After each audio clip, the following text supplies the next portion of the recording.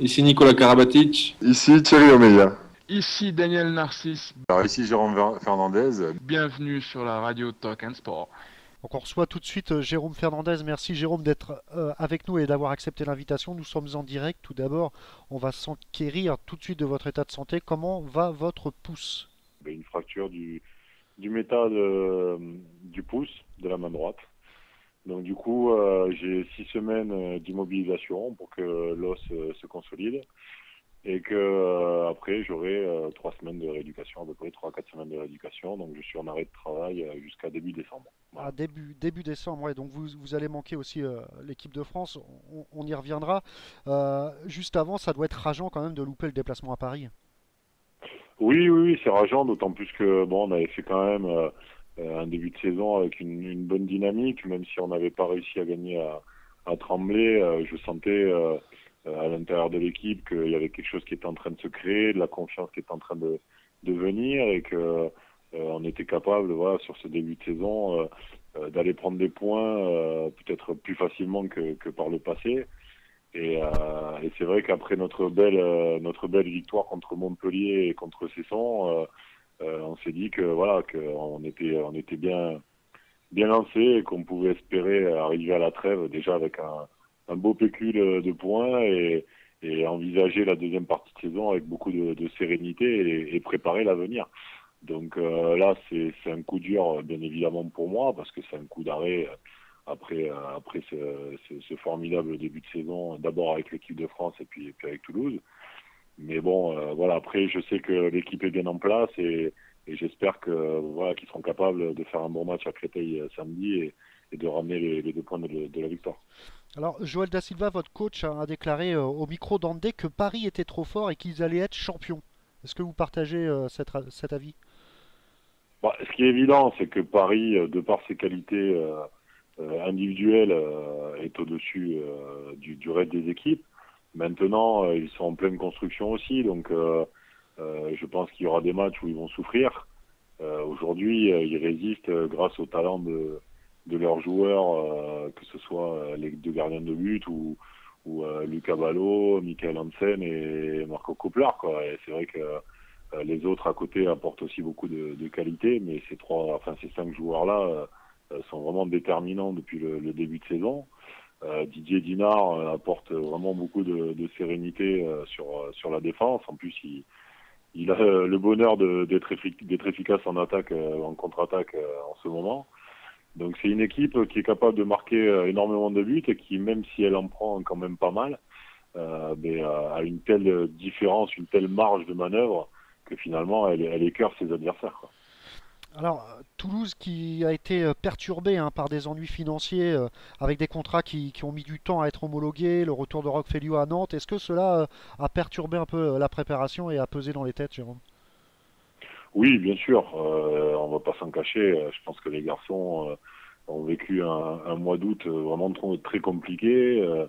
C'est vrai que Daouda et moi, même si on a appris la nouvelle de la démission du président, on était quand même bien impliqués avec l'équipe de France et finalement on a mesuré l'ampleur des choses qu'à notre retour. Donc on a eu quelques jours vraiment de tranquillité par rapport aux autres. Mais c'est vrai que voilà, ça a été compliqué, mais en même temps, ça a pu aussi un peu souder le groupe, montrer un petit peu voilà, les capacités de chacun de s'investir à l'intérieur du projet du club, quoi. Donc finalement, quand je vois maintenant avec le recul, je me dis que c'était peut-être voilà, un mal pour un bien et que finalement l'avenir du club aujourd'hui est beaucoup plus on va dire, encourageant que ce qu'il était par le passé, quoi. Benoît? Oui, pour avoir côtoyé un certain nombre de fois l'équipe de Toulouse et connaissant un peu la situation financière, j'ai été un peu frappé par rapport au recrutement super ambitieux de cette équipe. Est-ce qu'ils n'ont pas vu un peu trop gros, trop vite?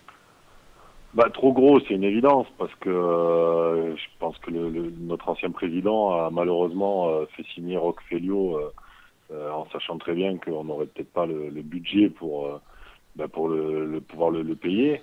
Donc voilà, malheureusement Roque nous a quittés et est reparti à Nantes. Par contre, voilà, nous on est très très heureux de notre recrue slovène. C'est un pivot qui nous apporte beaucoup d'équilibre dans le jeu, que ce soit en défense comme en attaque. Mais on aurait aimé garder Rock, mais on savait dès le départ qu'on n'en avait pas les moyens. Et surtout, on s'est dit que voilà, pour l'avenir, il y a de belles choses qui se préparent parce que il va y avoir quand même un renouvellement d'effectifs important l'année prochaine. Il va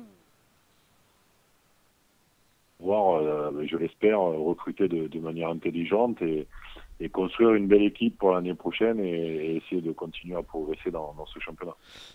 On sait que certains, quoi, il y a un joueur qui a un peu de disparité par rapport à d'autres, par rapport à cette situation financière. Il devait être reçu, je crois, par le président. Est-ce que sa situation s'est éclaircie par rapport à vous et par rapport justement aux dirigeants de l'équipe? Oui, non, complètement. La situation aujourd'hui est vraiment très très claire. On a un pool de nouveaux dirigeants qui sont arrivés donc ces dernières semaines, avec un nouveau président qui est jeune, qui est ambitieux et qui en plus a un énorme réseau sur Toulouse et il va essayer d'en faire profiter le club. Donc c'est pour ça que je vous dis que pour moi l'avenir aujourd'hui me semble vraiment radieux quoi. Et j'espère que petit à petit tout va rentrer dans l'ordre même au niveau sportif.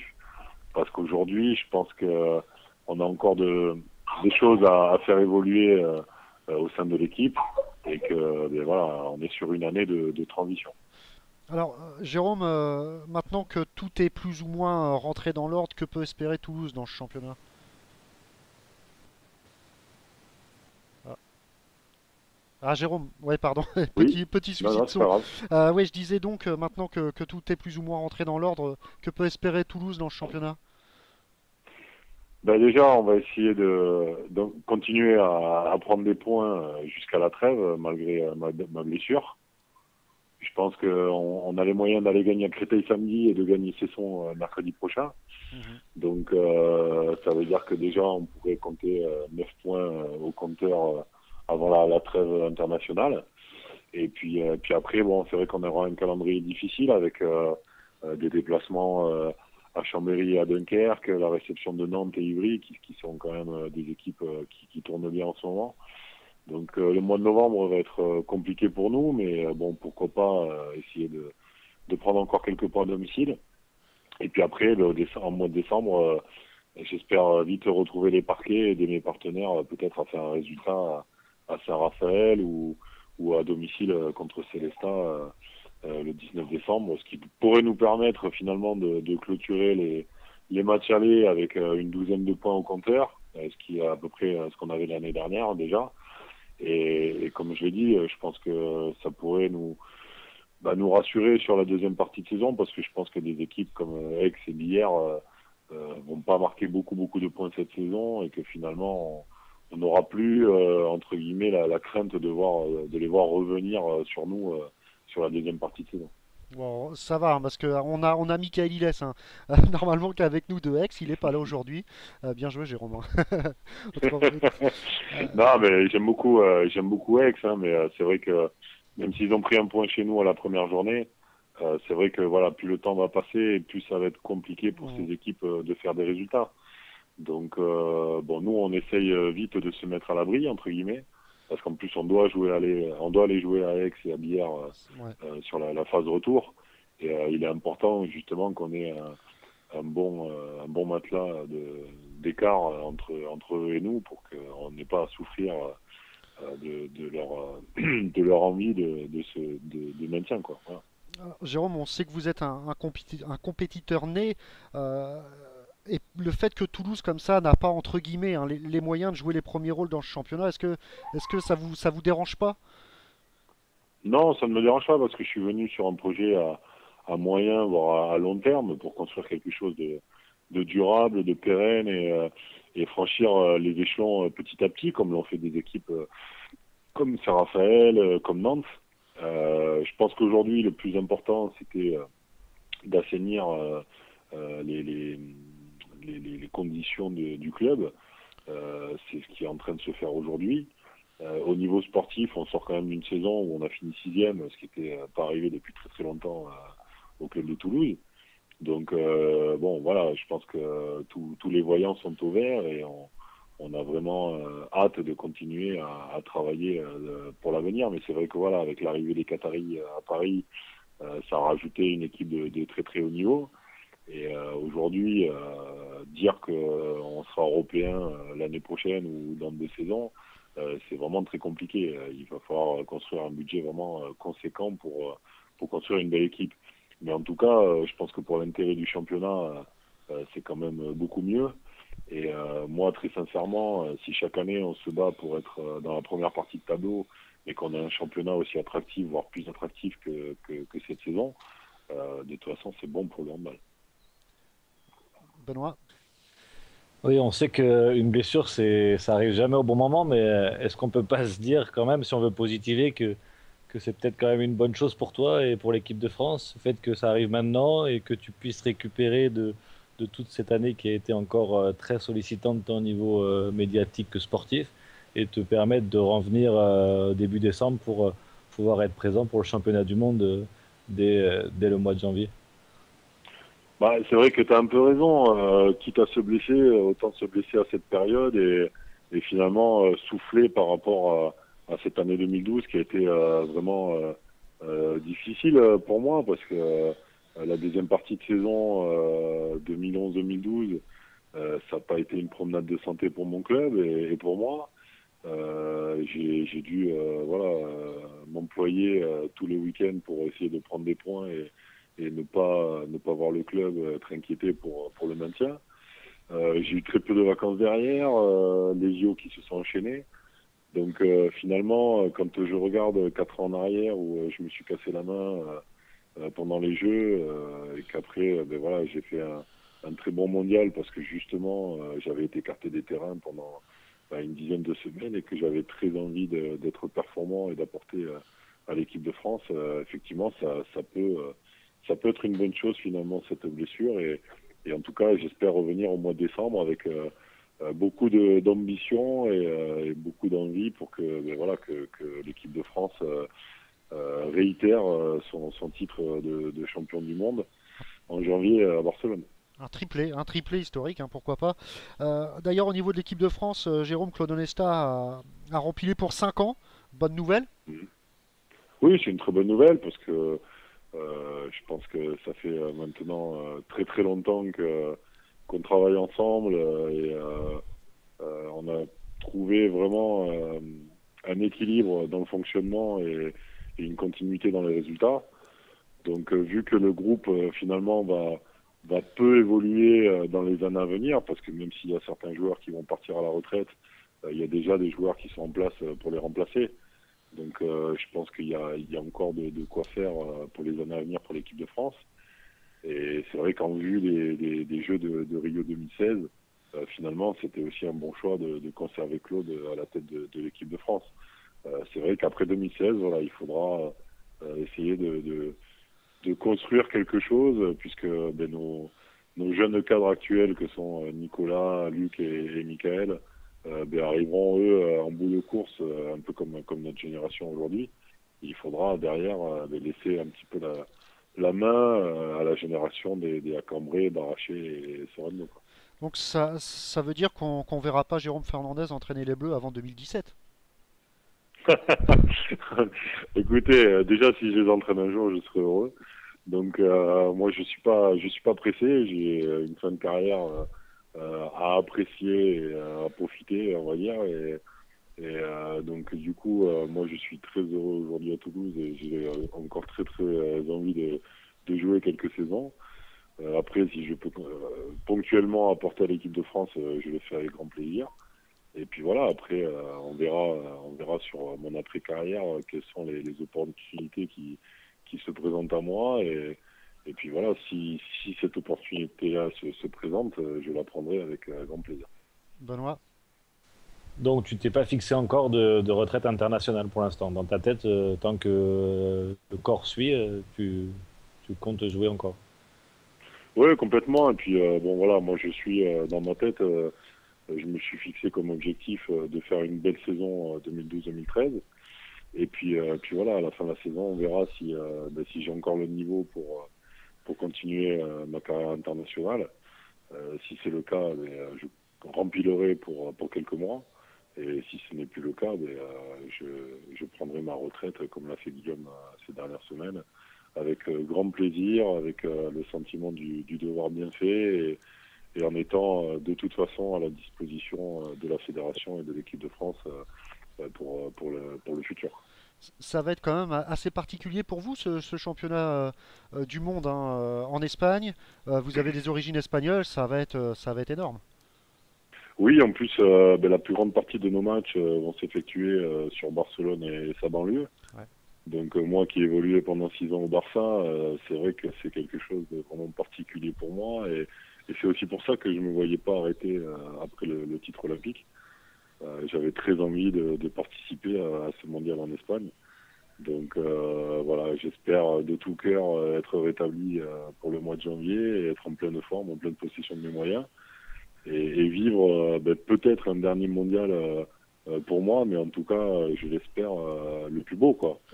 C'est vrai que Un triplé. soulever un nouveau trophée de champion du monde à Barcelone à la fin du mois de janvier, ça serait pour moi voilà, une belle cerise sur le gâteau, quoi. D'ailleurs, demain, Jérôme, il y a France-Espagne en foot. Est-ce que vous serez devant votre télé? Oui, je serai devant ma télé et je suis malheureusement très inquiet pour notre belle équipe de France parce que elle manque aujourd'hui de vécu en commun et même s'il y a des joueurs talentueux, il y a quand même une équipe qui est en reconstruction et en face on a une équipe qui domine depuis 6 ans que j'ai eu la grande chance de voir évoluer tant au niveau des clubs, il y a des joueurs fantastiques dans cette équipe d'Espagne.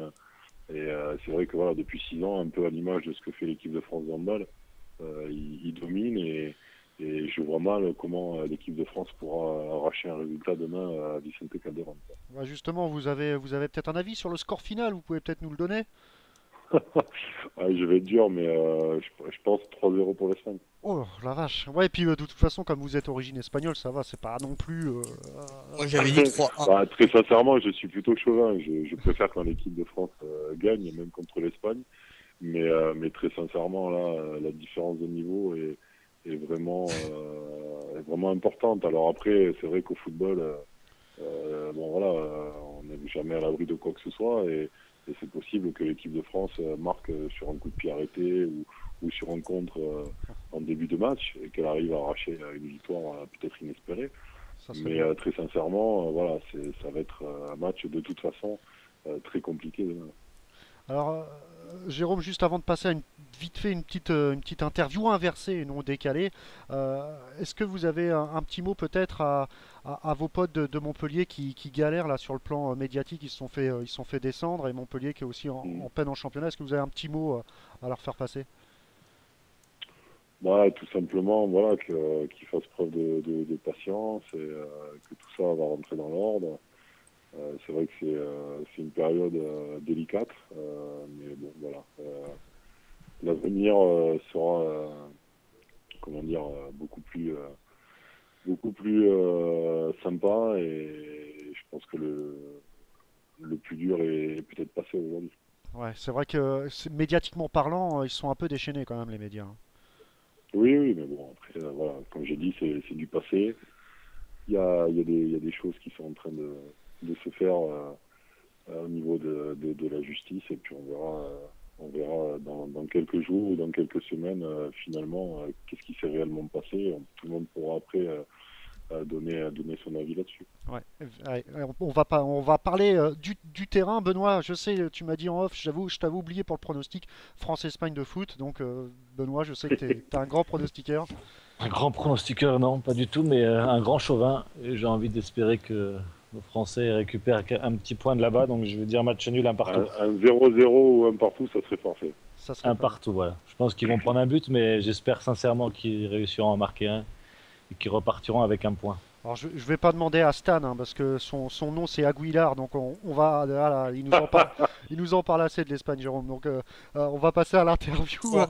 3-1 directement. 3-1. Moi, Jérôme a été plus sévère. Il a dit 3-0. Moi, j'ai été quand même plus correct. J'ai dit 3-1. Allez, on va passer à la petite interview, Stan. Tu peux nous Ouais, expliquer les règles, bah, parce que Jérôme, c'est ton cobaye un peu là, Jérôme. Bah, c'est un petit peu notre cobaye, effectivement, vu qu'on lui a déjà fait des interviews décalées. Donc, il fallait quand même un petit peu innover avec notre parrain. Donc, là, je m'attaque directement dans le dur, hein, c'est-à-dire à l'interview inversée. Hein. Donc, je vais affirmer des choses et puis bah, Jérôme me dira le contraire ou pas. Prêt, D'accord. Jérôme? Je suis prêt. Ah bah alors la prochaine génération de l'équipe de France ne fera pas mieux. Comment? La prochaine génération de l'équipe de France ne fera pas mieux que l'ancienne. Bah déjà, si elle fait aussi bien, ça sera déjà super, hein. Je pense que on a eu la chance de vivre de très bons moments depuis quelques années. Mais en tout cas, faire mieux que ce qu'on a fait, c'est compliqué. Donc, j'espère de tout cœur que voilà que les prochaines générations continueront à gagner des titres.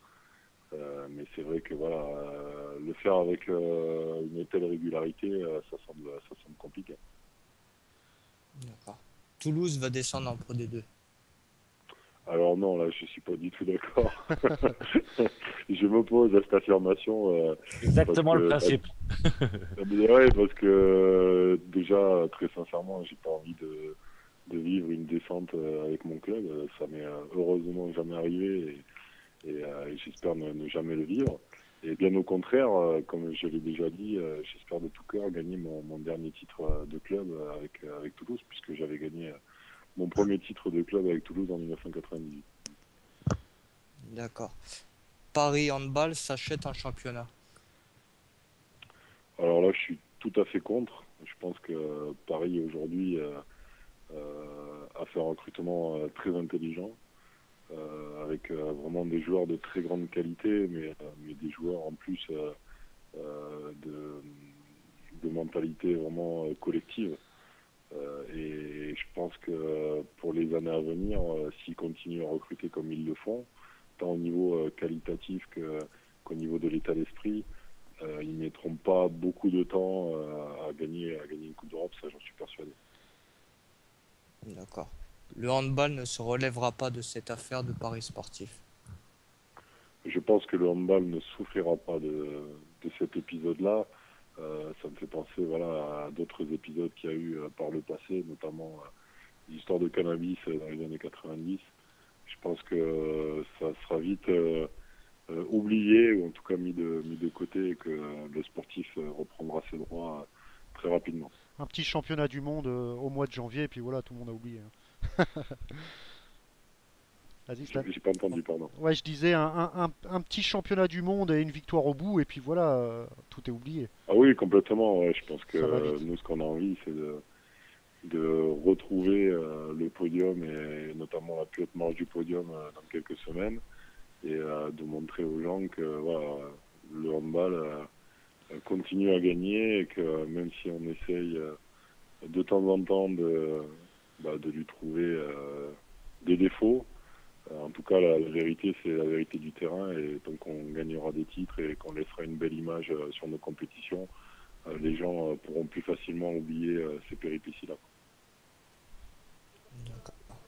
Guillaume Gilles a eu raison d'arrêter sa carrière. Ben, en tout cas, quand j'écoute ses motivations, oui, je pense, parce que il a senti, lui, à l'intérieur de lui-même, que c'était le bon moment.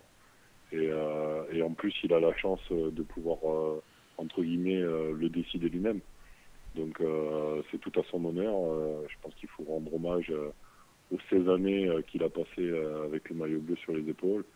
Il a été un exemple pour... déjà pour notre génération, mais pour celles qui sont passées derrière.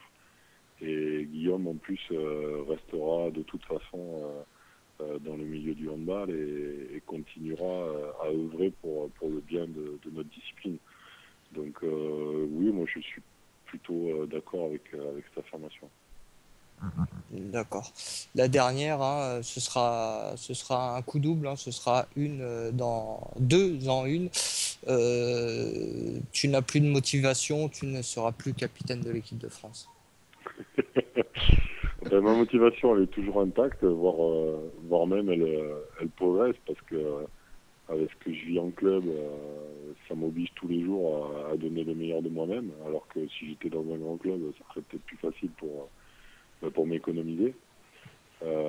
Puis le brassard de capitaine, c'est quelque chose dont je suis extrêmement fier et donc du coup c'est quelque chose dont je ne me passerai jamais et tant que j'aurai les moyens physiques pour être présent sur le terrain et défendre notre maillot bleu, je porterai le brassard avec beaucoup de fierté. Merci Jérôme. Merci beaucoup. Alors, avec plaisir, merci à vous. Alors énormément de personnes qui étaient sur notre antenne pour vous écouter, hein. Vous êtes énormément appréciés chez nos auditeurs. Et puis on est ravis, vraiment très fiers d'avoir un parrain comme vous, Jérôme. Et merci d'avoir passé ce petit moment sympathique avec nous. Et on espère vous retrouver rapidement sur les terrains. Est-ce que vous allez, moi aussi. est-ce que vous allez faire le déplacement est-ce que vous allez être avec le groupe de l'équipe de France ou pas? Non, a priori non, parce que j'ai prévu autre chose quand je me suis blessé cette semaine. Du coup, j'ai voulu en profiter pour profiter du temps libre qui va m'être donné par le club pour aller voir ma belle famille en Corse. Donc malheureusement, non, je ne serai pas avec l'équipe au début du mois de novembre. Mais en tout cas, je suivrai avec grand intérêt les matchs et je serai en contact direct avec l'équipe pour savoir comment ça se passe. Alors il y a des déclarations d'amour, hein, sur le chat. On t'aime, Ah ouais, Jérôme. ça se déchaîne là. Mais- Merci Jérôme d'avoir été avec nous. Soignez-vous bien, revenez-nous vite et puis au plaisir de vous avoir encore à l'antenne. Merci à vous et puis à très très bientôt, j'espère. Merci Merci Jérôme. Jérôme, et puis bonnes vacances alors, hein, mon salaud. Ouais, ça marche, merci Ben. Profite bien. Ciao. Ça marche, à plus. Ciao, ciao. Merci, merci, hein. C'était Jérôme Fernandez sur Andé. Et ben, c'est toujours un réel plaisir de l'avoir. Alors, on pouvait pas faire autrement, hein, que lui donner la parole. C'était sans langue de bois en plus. Une interview toute nouvelle qui a bien fonctionné. Un petit mot quand même, Jérôme égal à lui-même, hein. Ah bah oui, il faudrait pas qu'il change, c'est très bien. Ouais, excellent. Il nous fait, Ah, il nous fait c'est toujours sûr. plaisir dans cette déclaration. Voilà, il est, voilà, on va pas non plus continuer sur voilà, les qualités. Égal à mais lui-même. il sait qu'il est humain et que voilà, il est toujours plein d'humilité, et plein de passion et plein d'envie, notamment. Donc, avec encore plein de projets sportifs Et on a, dans sa carrière bien avancée. Donc, tant mieux pour l'équipe de France ouais, et pour tout. voilà, et on a été rassuré aussi sur Toulouse, hein, qui, d'après Jérôme, a un avenir vraiment sympa et éclairci. Allez, on va passer vite fait à notre débat. Alors du coup, un peu un débat, on va dire express, hein, avant que Sébastien nous rejoigne, sur l'équipe de France justement. On en parlait, donc Onesta a re-signé, on va dire, a prolongé 5 ans. Déjà ton avis, Benoît, est-ce que on continue dans une sorte de perpétuelle continuité pour rester sur les mêmes bases, ou alors il aurait peut-être fallu changer tout pour éviter de tomber dans la routine? Ah bah l'avenir nous le dira, c'est difficile à dire maintenant. On peut pas, c'est difficile de changer les hommes quand ça fonctionne, surtout quand ils ont été capables de se remettre en question après une grosse déconvenue lors de l'Euro. Ils ont su se remobiliser, se repartir sur des choses peut-être qu'ils avaient un petit peu oubliées lors de la dernière compétition. Et ils ont su remporter un titre de champion olympique. Donc c'est difficile quand même de changer les hommes. Après, ça aurait été le choix d'Onesta de partir de lui-même. On lui aurait pas voulu parce qu'il aura déjà accompli une carrière exemplaire. Maintenant, il se sentait encore utile pour amener ce groupe encore plus loin. Alors, bien, c'est peut-être une bonne chose. Peut-être qu'il aurait peut-être dû arrêter alors qu'il était au sommet de sa carrière. Je pense certainement qu'il a aussi des envies de changer un peu le fonctionnement de cette équipe de France, comme on l'avait déjà entendu dans les médias. Peut-être passer plus à un type un rôle de manager et peut-être apporter des joueurs soit en fin de carrière ou qui auront déjà apporté à l'équipe de France leur savoir-faire pour coacher cette équipe. Donc peut-être un rôle de super manager pour Onesta et des managers de l'équipe de France peut-être à l'intérieur même de celle-ci comme Jérôme Fernandez ou Guillaume Gilles ou Didier Dinard qui sont un peu en fin de cycle. Donc on se dit que voilà, il peut-être va y avoir un changement un peu dans la méthode, mais après c'était quand même difficile pour la fédération de se passer d'un homme qui a un tel palmarès. Voilà, ça serait venu de sa part, on aurait compris. Maintenant que la fédération continue à lui donner sa confiance, ça me Ouais. paraissait malgré tout légitime. Bon, la meilleure réponse, hein, c'est un chatter, un Flo B87 qui dit moi je l'aime bien la routine en or. C'est vrai que là on peut pas lui enlever ça à Claude Onesta. Donc Claude Onesta, la plupart des chatters et même sur les réseaux sociaux trouvent que c'est une excellente nouvelle pour le hand français. Et si ça va pas, il y en a d'autres qui disent il serait temps aussi de changer. Alors passons à cette équipe de France, on l'a entendu, après sûrement le championnat du monde, pas mal de cadres vont mettre un terme à leur carrière internationale, un peu comme l'a fait Guillaume Gilles. Donc on pense à Jérôme, Didier, peut-être Thierry, même si c'est le gardien de but, il peut peut-être continuer un peu. Euh, et justement, la question qui se pose, Benoît, c'est est-ce que la relève, et Stan l'a bien précisé aussi dans son interview, sera à la hauteur parce que le poids, la pression, enfin voilà, c'est pas n'importe quelle équipe n'importe quel joueur qui vont partir en retraite. Est-ce que ça va pas être trop difficile de reprendre un peu le pouvoir? Alors, comme Jérôme l'a expliqué aussi, il n'y a pas tous les joueurs qui sont dans cette situation-là. On parle de certains en fin de cycle comme Jérôme, Didier, Dinard, Jérôme Fernandez, donc peut-être Bertrand Gilles, voilà, qui sont sur des générations déjà 77, 78, avec voilà, un certain nombre de compétitions et d'âge, mais il y a encore des joueurs qui sont déjà bien confirmés en équipe de France et qui ont encore le potentiel pour aller jusqu'au Brésil, comme Nicolas Karabatic, Lucas Ballot. Donc au meilleur, je pense qu'il va encore continuer. Il y a Xavier Baraché qui fait partie des cadres aussi, qui est encore quand même relativement jeune. Sorando aussi. Voilà, il y a quand même une belle ossature qui sera tout de même encore présente pendant un moment. Donc la rupture ne va pas non plus être totale. Il y a certains cadres qui s'en vont, mais d'autres qui sont déjà en place. Par contre, comme tu le disais, tout le monde ne pourra pas avoir la prétention de venir dans cette équipe et de pouvoir tout de suite avoir des résultats énormes, parce que voilà, on sait ce qu'a fait l'équipe de France jusqu'à maintenant. Et c'est vrai que tous ceux qui vont arriver vont se devoir d'être très très compétitifs et rapidement. Maintenant, avec ce qu'on voit actuellement sur nos parquets, on peut quand même avoir de très très bon espoir. Parce que quand on voit un joueur comme Acambray qui est déjà excellent et encore bien jeune, on a Nyokas qui est encore voilà, qui ne cesse de progresser.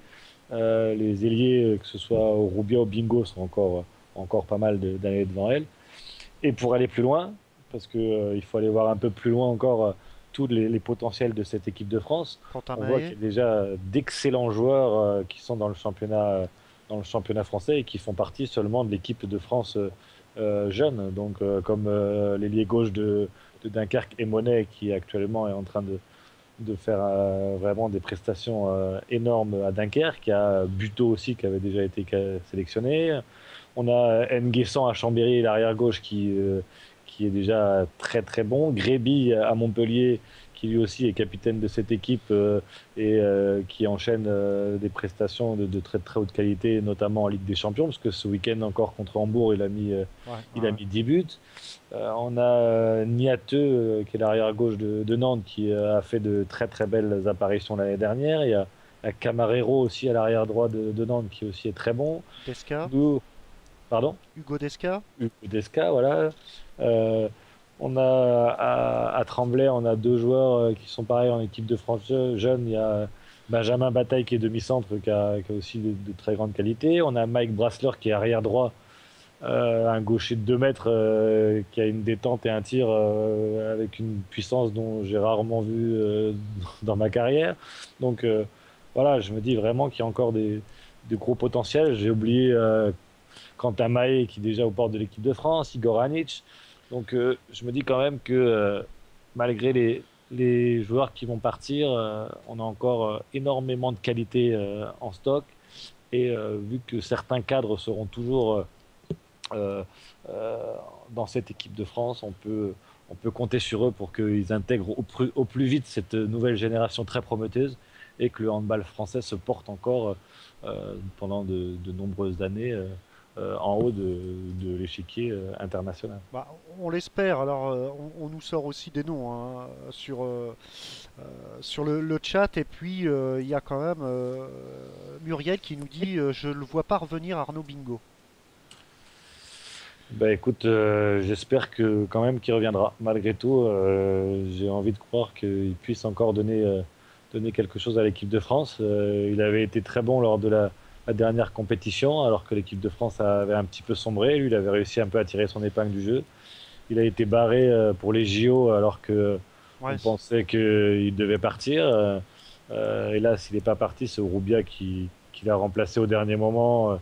Avec un Guigou qui a été blessé pendant un certain temps, donc pendant cette compétition. Donc voilà, ça a été un peu compliqué psychologiquement pour lui, mais malgré tout, j'ai envie de croire que il c'est un reviendra. joueur assez atypique avec d'énormes qualités et que il sera à nouveau sélectionné maintenant, vu la concurrence qu'il y a derrière, à lui à être performant autant en club que je pense lors du prochain rassemblement de l'équipe de France où où il devrait pointer son nez. Voilà, avec, J'espère en tout cas qu'il sera efficace et qu'il aura sa chance pour qu'il prouve qu'il est encore sélectionnable dans les années à venir. alors, on parle aussi de Valentin Porte à Toulouse. Et puis, on parle aussi également de gardien hein, sur le chat. On parle pourquoi pas Vincent Gérard, mais il y a derrière Cyril Dumoulin, Oui, Mickaël il y a Cyril Robin. Dupolin qui est là, voilà, et avec Omeyer, je pense que c'est la nouvelle doublette. Et après, il y a d'autres gardiens qui sont susceptibles de postuler. Donc voilà, il y a quand même de bonnes certitudes sur cette équipe de France et sur l'avenir de cette équipe. Après, réussir ce qu'a fait l'ancienne génération, ça va être, comme le disait Jérôme, difficile, mais malgré tout, au niveau potentiel, ils sont là. Et j'espère qu'ils auront la même intelligence et les mêmes ambitions individuelles et collectives Parce que c'est pour ouais, monter cette équipe au plus haut encore. on l'espère. On va parler de la Pro D2. Le temps pour moi de vous aussi de vous donner aussi un peu de résultats de LFH. Hein. Je l'avais promis, Paul Baudouin élu meilleure joueuse du mois de septembre. Donc un peu à l'image d'Eline Basic du côté de la LNH, bah, c'est la LFH et Paul Baudouin, la joueuse de Metz. Metz qui s'est incliné hein, face au Havre 22-20 et c'est Fleury Aubray du coup qui récupère seule la place de leader grâce à leur victoire face à Nice 32-25. Metz deuxième et Mios qui est troisième. On a Mios, encore porté chance, hein, puisqu'on a reçu dans L Sport c'est la ça. capitaine de l'équipe de Le Havre. Et Le Havre l'a remporté contre Metz. Voilà, exactement. Comme quoi, on porte vraiment chance sur RTS. Mios également qui s'est imposé face à 6 Paris 28-25. Est-ce que mon petit Sébastien, il est là? On va le rajouter. Question de Ligue des Champions, bah, on va peut-être en parler tout à l'heure. Ça dépend de la rapidité dont Seb fera preuve. Bonsoir Sébastien. Bonsoir. Alors, merci encore d'être avec nous, hein, Seb. C'est toujours un plaisir. Alors, on va entamer cette sixième journée. Alors, j'ai un petit écho, là. Je sais pas si vous l'avez, vous, messieurs. Si, il y a un petit Alors, écho. on va vite fait faire une petite manip. Hein. Stan va reprendre l'appel. Donc, ça va durer 30 secondes. Hein. On a un petit écho, donc c'est juste pour vous éviter d'avoir un peu de soucis. Exclu de l'appel, c'est parfait. Donc, Benoît est de retour, Stan aussi. Et Sébastien Mangin. Donc, voilà, ça va peut-être mieux, Sébastien. Vous m'entendez bien? Ouais, Alors, parfait. bah moi aussi, c'est parfait. Donc, on jouait cette sixième journée. On va commencer par une belle perf de Chartres face à Nancy, 27-29, avec 2 buts de Sébastien Mangin, justement. Oui, tout à fait. Et mon envolé, hein, j'en ai mis 3, mais bon. Ah, Euh, c'est Émeric Paillasson qui me l'a pris. Mais bon, entre potes, ça va, on partage. bon, Ouais, c'est on a fait sympa.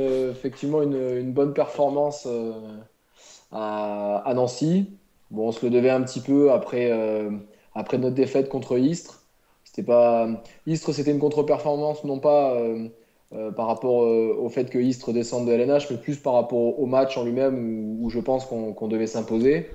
Donc on est parti à Nancy un peu plus conquérant et bon, on est rentré dans le match correctement, même si la première mi-temps était plutôt équilibrée. Par contre, au bout de 10 minutes en deuxième mi-temps, on s'est retrouvé avec un déficit de 5 buts. On était à 20-15 pour Nancy. Puis ensuite, on a réussi à leur passer un 10-2. Puis bon, on s'impose sur la fin.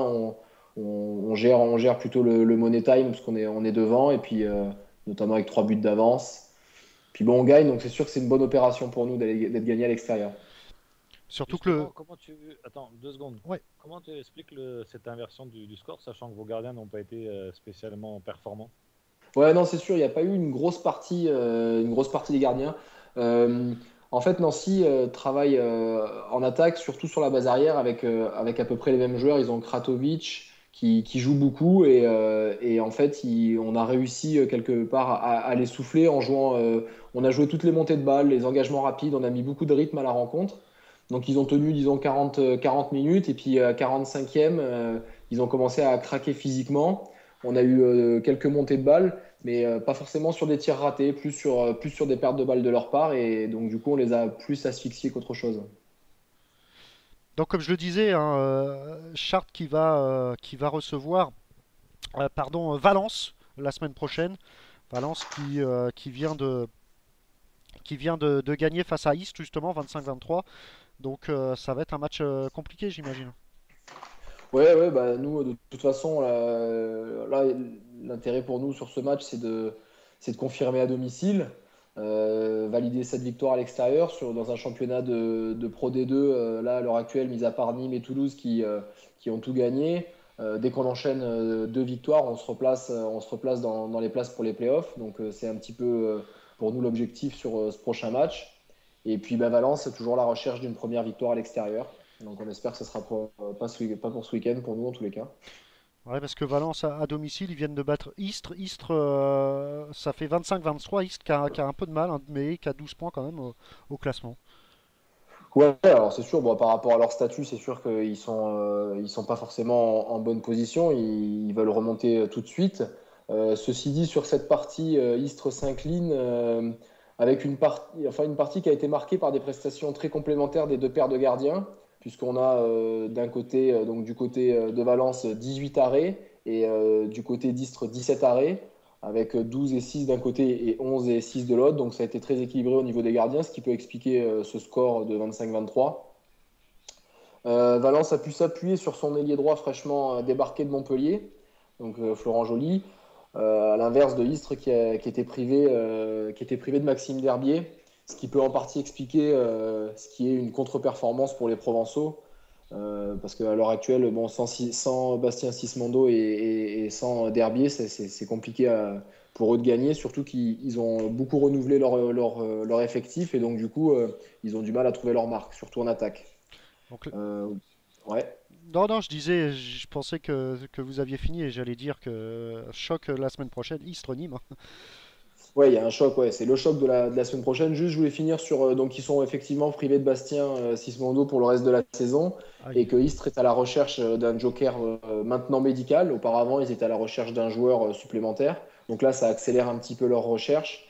Et mon petit doigt m'a dit qu'ils sont plutôt en train de chercher du côté de la Grèce. Donc, un joueur qui est déjà passé chez eux l'année dernière. C'est Ah, un demi-centre, ils m'ont même pas appelé.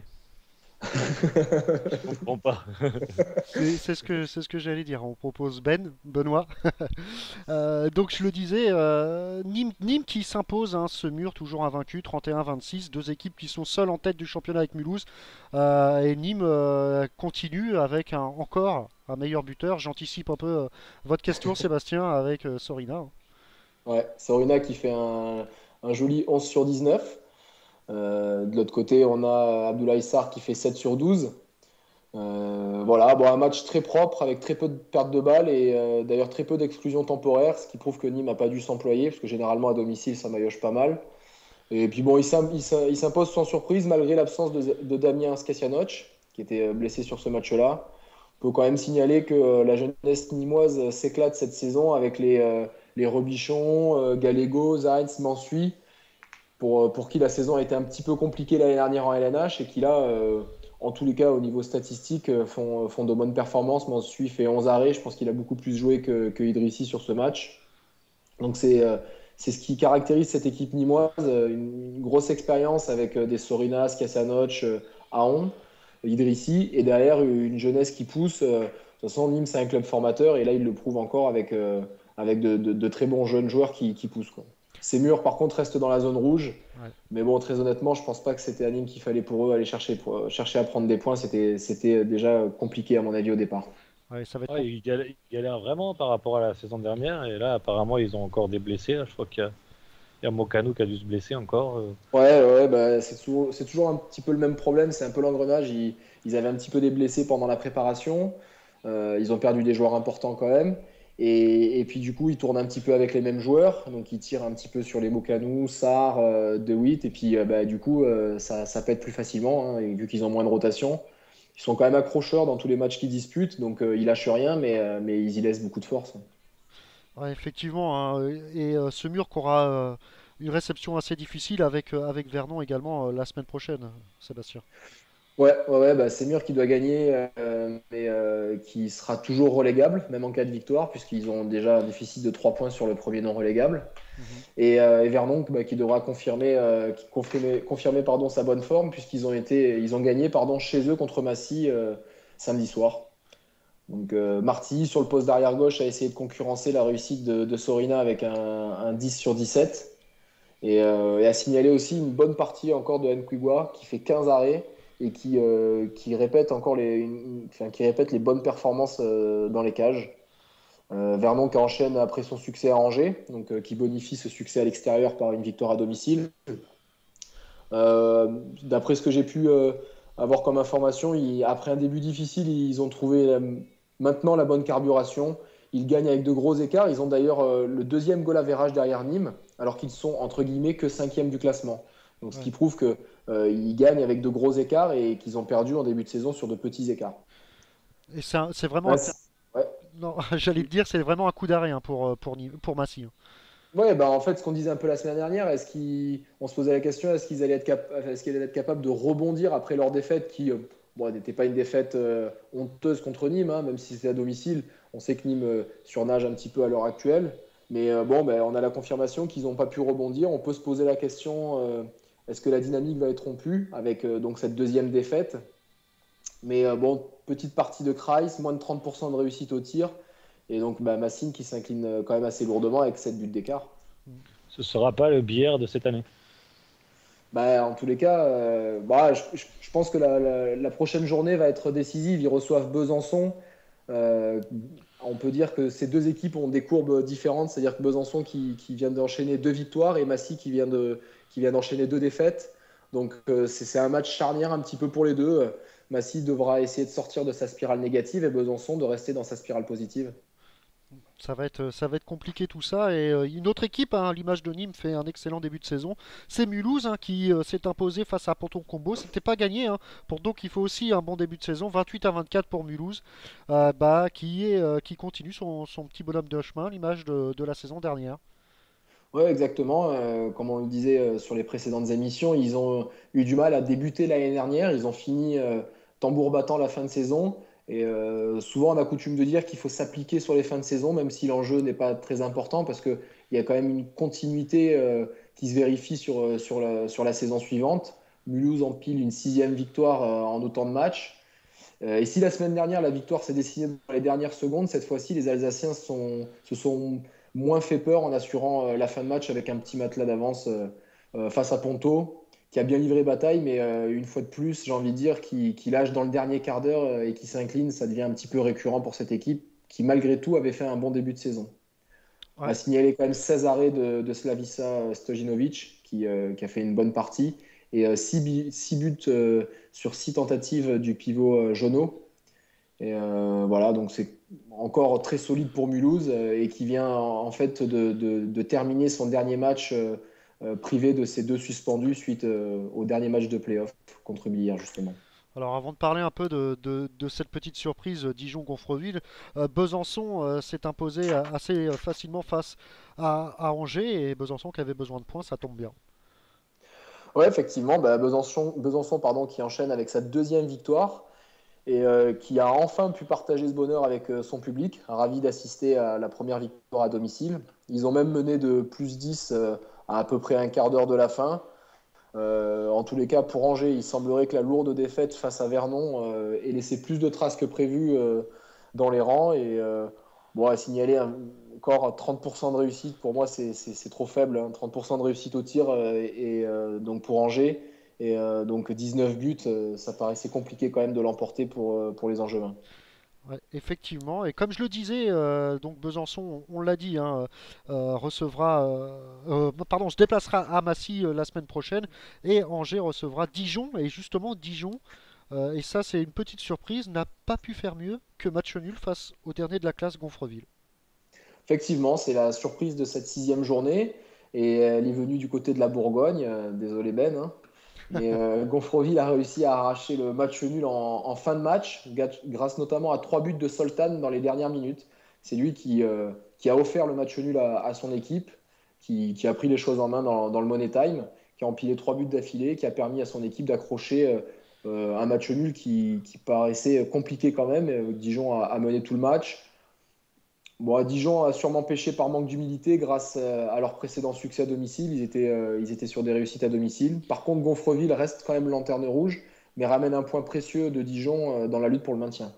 Ouais, c'est assez bizarre parce qu'en plus, le gardien de Gonfreville n'a pas fait non plus une Non, partie incroyable. On aurait pu se ouais, il dire fait que du carré. le gardien a fait une partie de dingue et que Dijon a buté sur lui et qu'ils n'ont pas pu marquer plus de 24 buts. Mais d'après les statistiques, c'est pas incroyable. Donc c'est vrai que c'est assez surprenant comme résultat. Donc peut-être ce Ouais, péché de confiance dont tu parlais.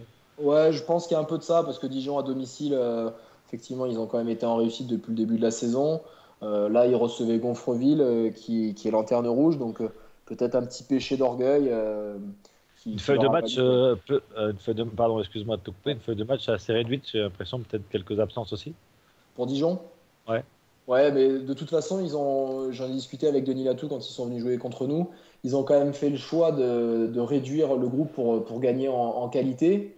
Ils ont pu avoir sur ce match-là la rentrée de Bezeras et un arrière brésilien, mais qui est encore un peu trop juste pour l'instant, qui a beaucoup évolué en défense. Bon, du coup, il manque un petit peu de rotation. Mais bon, très honnêtement, je pense que malgré ça, ils devaient quand même gagner ce match contre Gonfreville. Et ils l'ont peut-être pas pris par le bon bout. Et du coup, ils se sont fait surprendre sur la fin, quoi. Mais bon, en tous les cas, ce qui montre que Gonfreville allait dans l'ongle et qu'il ne faut pas leur laisser le moindre espace parce que sinon, ils s'engouffrent dedans pour essayer d'aller grappiller des points, quoi. Et puis on espère voir également, on l'a dit la semaine prochaine, un excellent Istres-Nîmes. Alors au classement, ça change pas grand-chose pour les deux seules équipes en tête. Nîmes, Mulhouse plus 2, 18 points. Et puis à la fin, Saumur-Gonfreville en manque de points tous les deux, 7 points. Ça va être compliqué plus pour Gonfreville, mais ce Saumur quand même n'est vraiment pas à sa place hein, là-dedans, Ben, hein. Seb. Ouais, non, bon, je vous Ouais. dis, ils ont eu une intersaison compliquée, beaucoup de départs quand même. Donc là, c'est vrai qu'ils se sont détachés dans le mauvais sens du terme, hein, puisque la prochaine journée, on aura de toute façon la première et la deuxième place qui seront changées avec Nîmes et Mulhouse. Il y a déjà 4 points d'écart avec le troisième. Et comme je le disais tout à l'heure, pareil pour les deux relégables, ça sera toujours Semur et Gonfreville. Et ce ventre mou qui, maintenant, ce qui caractérise bien la D2, va de la troisième quelque part à la 12e place, hein, entre 14 Massy et 10 points Besançon. C'est très serré et toutes ces équipes-là jouent à la fois pour éviter la zone rouge et en même temps pour essayer de se rapprocher au maximum des playoffs. Ouais, et ça veut dire que Chartres, si venait à gagner son match face à Valence, peut se retrouver pratiquement dans les 5 premiers, voire même sur le podium. Donc comme quoi, tout peut aller vite, hein, Sébastien, dans cette Pro D2. C'est ce qui caractérise un petit peu cette poule. C'est vrai qu'en enchaînant deux victoires, notamment une à l'extérieur et à domicile, on est tout de suite dans les équipes de tête. Mais après, comme on peut le voir pour Semur et Gonfreville, quand on gagne pas, on reste au fond, hein. Et au niveau physique, vous, Sébastien, vous récupérez, vous êtes peut-être pas encore à 100%. Non, après, non, je suis pas à 100%, c'est difficile maintenant de quantifier. Ça va, disons, de semaine en semaine, je sens les améliorations, je me sens de mieux en mieux. J'ai un petit peu plus joué sur le match de Nancy. J'ai joué un quart d'heure en première mi-temps attaque-défense en numéro 2. Et oui, Ben. Et, euh, N'importe quoi. et en deuxième mi-temps, j'ai joué à peu près 20 minutes uniquement en attaque. Bon, Voilà, donc j'ai joué un petit peu plus. Donc du coup, ouais, j'ai de plus en plus de sensations. ça commence à aller mieux, mais bon, je sais qu'il faut que je fasse doucement, il faut que j'enchaîne surtout de bonnes prestations en match et surtout enchaîner les matchs pour avoir du rythme, quoi, pour reprendre le rythme de la compétition. Bon, bah, on espère vous voir rapidement à 100% pour Chartres notamment. Allô? Ah, oui, vous ne m'entendez pas? Qu'est-ce qui se Allô, allô, passe? Fonctionnel. allô, allô. Un petit souci technique pourtant. Benoît, tu m'entends? Moi, je t'entends bien, moi. Bon, bah non, c'est Seb qui a eu un petit souci. Petit souci. Voilà, donc Benoît aussi, j'imagine, peut-être en même temps. Ouais, Euh, ouais, je vois que ça bug un peu. ça, Benoît, logiquement non, à moins qu'il ait pas branché son micro. ouais, je pense qu'il a oublié son micro. Benoît, bah, on va parler rapidement. Ah, voilà, Benoît, on t'entend, ça va? Ouais. Bon, on n'entend pas. Bon, on va parler quand même. Je vais donner les résultats de Ligue des Champions. On a déjà énormément débordé. Pour vous dire, bah, de toute façon, vous l'avez tous vu, hein, Montpellier s'est incliné à domicile face à Hambourg 29-33, hein, malgré quand même un beau match. Faut leur tirer coup de chapeau. Hambourg était trop fort, mais Montpellier a vraiment bien tenu le choc. 29-33. Prochain match de Montpellier à Moscou. Il faudra aller gagner, hein, du côté de Moscou parce que Montpellier pointe à la dernière place de ce groupe qui est quand même assez difficile. Mais on espère un retour rapide des cadres de cette équipe et pourquoi pas permettre à Montpellier de grappiller des points et remonter au classement. Chambéry également, Chambéry qui a quand même un groupe un peu plus à leur portée, j'ai envie de dire. Je vais en faire crier plus d'une, hein, sur le chat, mais Chambéry n'a pas d'excuses. Et pourtant s'incline face à Saint-Pétersbourg 31-27.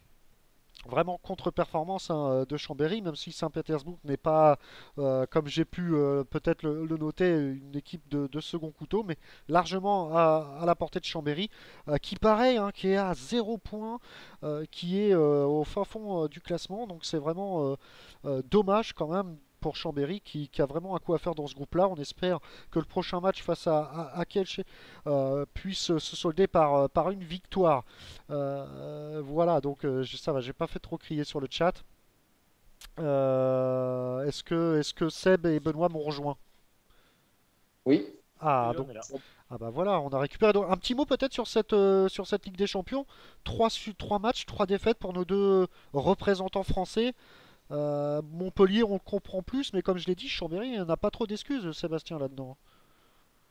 Ouais, bah, ils ont deux trajectoires quand même différentes. Effectivement, à Montpellier, avec les problèmes qu'ils ont pu avoir au niveau extrasportif, bon, bah, les défaites peuvent s'expliquer.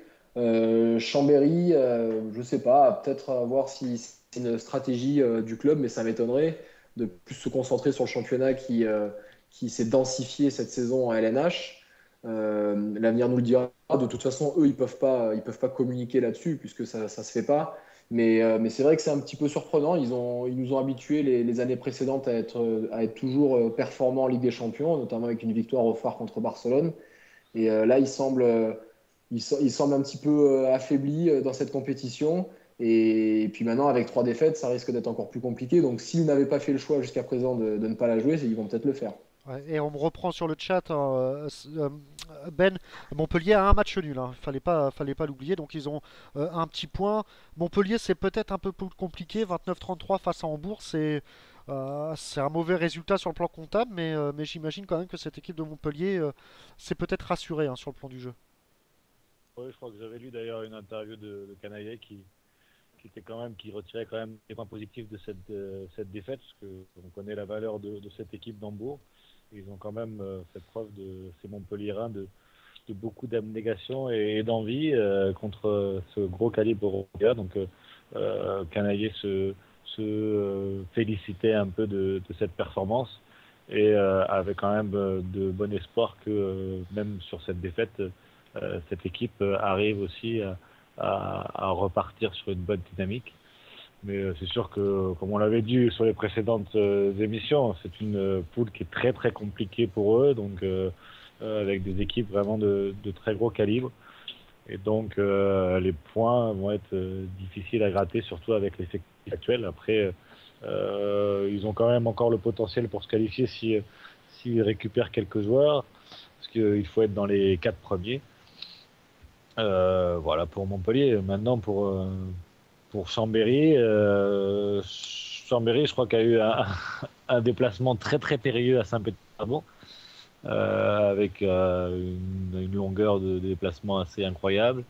Saint-Pétersbourg qu'on avait rencontré avec Tremblay pendant cette préparation marane, qui est une équipe qui joue bien en ballon, mais pas avec des joueurs incroyables, mais qui joue bien, qui est entraîné par l'ancien pion international Torgovanov, donc qui aussi qui était un très grand joueur et un joueur qui comprenait bien le handball. Donc c'était une équipe pas de second couteau, mais c'est sûr largement à la portée de Chambéry. Donc malgré tout, ils ont encore aussi leur chance de se qualifier, puisque cette poule est bien moins relevée que celle de Montpellier. Et je pense que en enchaînant quelques victoires au phare, ils pourront peut-être se qualifier, mais malgré tout, peut-être pas aux places où ils devraient, et du coup avoir un huitième très très compliqué. Je suis juste un peu déçu par rapport à la performance des frères Gilles qui devaient vraiment apporter à cette équipe sur le plan européen et qui, je ne veux pas dire ne remplissent pas complètement leur tâche, mais me déçoivent un petit peu par rapport à leur dernière sortie. Alors, prochain match Moscou-Montpellier, c'est jeudi. Donc, on espère que les Montpelliérains arriveront à prendre des points. Et puis, Chambéry qui reçoit, comme je l'ai dit, alors avec mon accent, je te laisse le dire, Kielce, c'est ça? Kielce, Kielce, voilà, Kielce. Donc, cette équipe et qui qui est. est aussi une équipe redoutable, qui est première de son groupe. Voilà, Ça va être deux matchs très très compliqués, parce que Moscou. Chekhov est aussi très très bon. Pour Montpellier, ça va être difficile. Et Kielce, pareil. Mais alors peut-être le match référence de cette Ligue des Champions, mais vu que Chambéry a aussi un match capital cette semaine Paris. contre Paris, avec des blessures qui commencent à s'accumuler.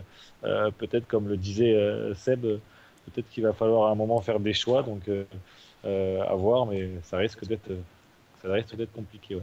Voilà, il est 21h43. On va conclure cette émission par remercier tout d'abord Jérôme Fernandez, hein, qui était avec nous une bonne partie de l'émission. Et vous allez pouvoir retrouver un podcast. Alors, je ne sais pas comment je vais me débrouiller parce que ça a coupé toutes les 5 minutes, mais on va vous donner la meilleure qualité possible. Michael Iles, donc je vous le rappelle, a pris un match de suspension. Donc ça va, hein, Seb, hein, il s'en sort bien, hein, Un quand même. match de suspension et une date handée. Voilà, en plus. Donc, D'accord. donc il jouera pas contre Nantes. Le prochain match de Dex. Et puis je remercie Sébastien Mangin, hein, qui nous fait vraiment le plaisir de nous décrire cette Pro D2 et il est très très apprécié par nos auditrices et auditeurs. Merci Seb. Bah, de rien. Juste un petit message personnel pour Ben. Mon président n'a pas accepté que je puisse être libéré. Bon bah Benoît, t'as plus qu'à. Si m'écoute, Philippe, j'ai passé le message à Benoît Perabou. Merci également à Stan, hein, qui nous a fait une interview inversée pour changer un peu. Très apprécié de Jérôme. Merci Stan. Merci à tous, à toutes, et c'est toujours un plaisir de faire cette émission. On n'oublie pas Liberté pour les auditeurs mercredi. On n'oublie pas Liberté pour les auditeurs mercredi, bien sûr. Émission particulière parce que là, ce mois-ci, on aurait pu fêter, ou le PSG aurait pu fêter comme il se doit la mort du président Borelli. Bah, ils ne l'ont pas fait, bah, nous on le fait sur RTS. Donc nous aurons un ami intime de la famille Borelli, Serge Uzan, publicitaire, hein, il a bien connu le président Borelli, donc il viendra à l'antenne nous en parler, hein. On va savoir vraiment tout du président. On aura Michel Collard aussi, hein, de Paris Canal Historique, qui sera aussi parmi nous, et bien sûr d'autres invités, mais ça c'est des petites surprises qui tomberont pendant l'émission. Voilà. Donc mercredi à partir de 20h. 20h, 21h30, à ne pas manquer. On compte sur vous. Merci. Voilà. Et puis merci à Benoît de nous accompagner chaque lundi. C'est toujours un réel plaisir.